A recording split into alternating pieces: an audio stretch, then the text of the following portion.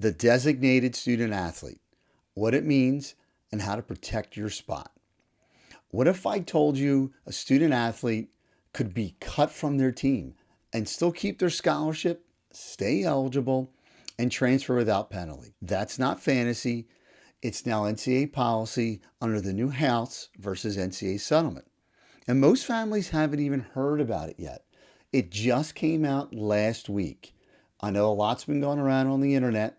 I know a lot of people have talked about it. But today, I'm going to explain exactly what the designated student athlete status is, how it works, and why it could be the most important rule change in college recruiting in the last 20 years. Hi, everybody. I'm Coach Keith Mondillo.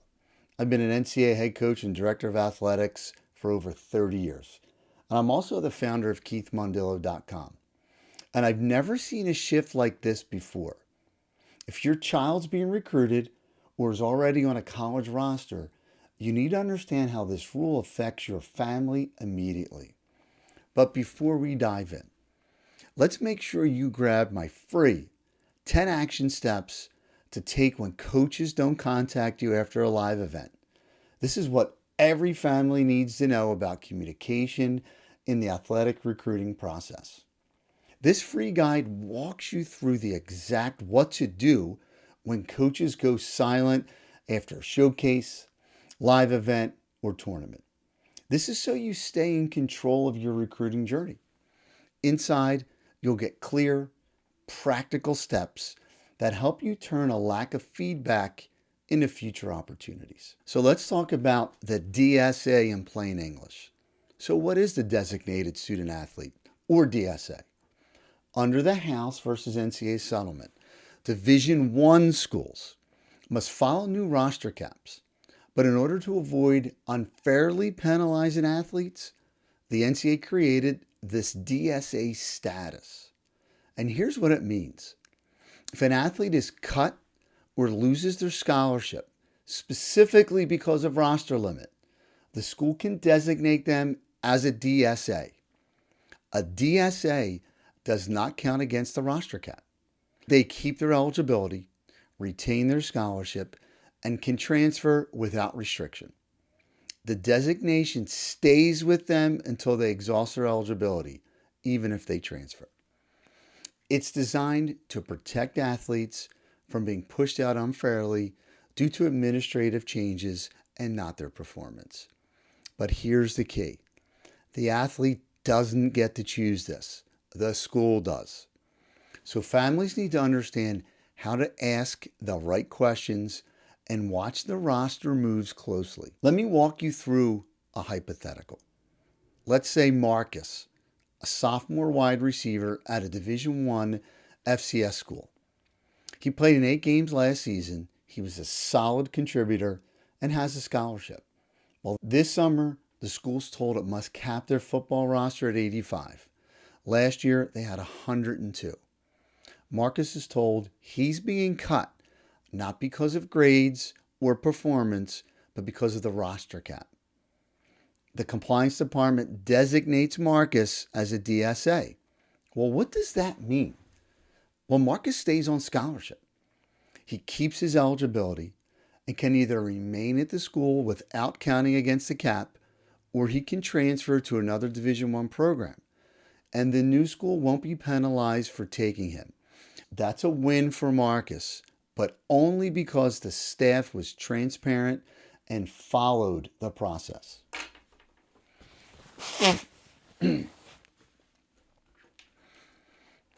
Now let's look at another hypothetical.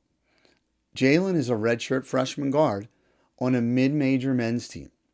He didn't get much playing time last year, but as always at practice, he's a good teammate and has strong academics. At year-end meetings, his coach tells him he is not being retained and he's being cut from the roster. The coach says it's because they're making room for a transfer. Jalen asks, is this due to the new roster cap? The coach shrugs it off and says, not really, just numbers. Because the reason isn't clearly tied to roster limits, Jalen doesn't get DSA status. That means he loses his scholarship. If he transfers, he will count against the school's new cap. He gets none of the DSA protections.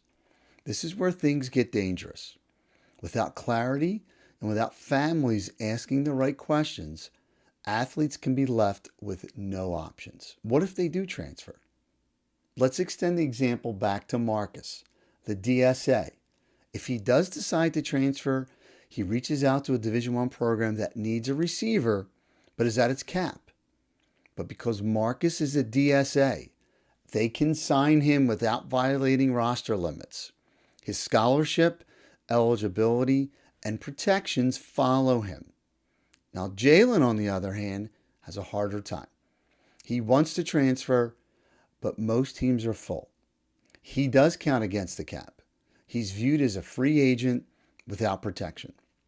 That's the difference a DSA status makes. It's the difference between having options and scrambling for a spot.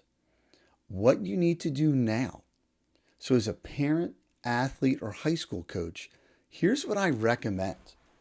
You need to start asking questions. Is your program opting into the new NCAA payment model? How are you handling roster caps? Because every school will do it different. Will athletes be designated as DSAs? And what is the process that the institution will designate DSAs? Educate your athlete. Make sure they understand that roster spots are earned, but also managed strategically. Encourage them to stay on top of their role, contribution, and roster number. Protect their future. Don't assume a scholarship is safe. Don't assume coaches will offer DSA status unless asked.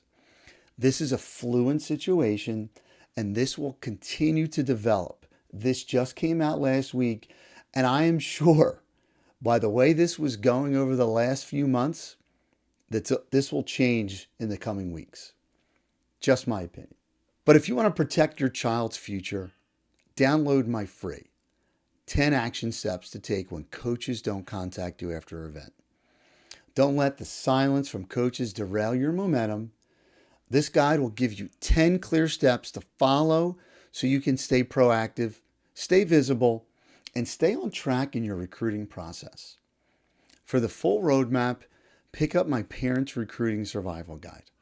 It breaks down what to ask, when to ask it, and how to make sure your athlete ends up in the right spot and stays there. Again, I'm Coach Keith Mondillo, and after 30 years of coaching, I can tell you this. The families that understood the system are the ones that win. And remember, we are not a recruiting service. We're an educational organization that guides families through this college athletic process, which is changing daily. Thank you again for watching. Be smart, be strategic, and I'll see you on the next video. Take care.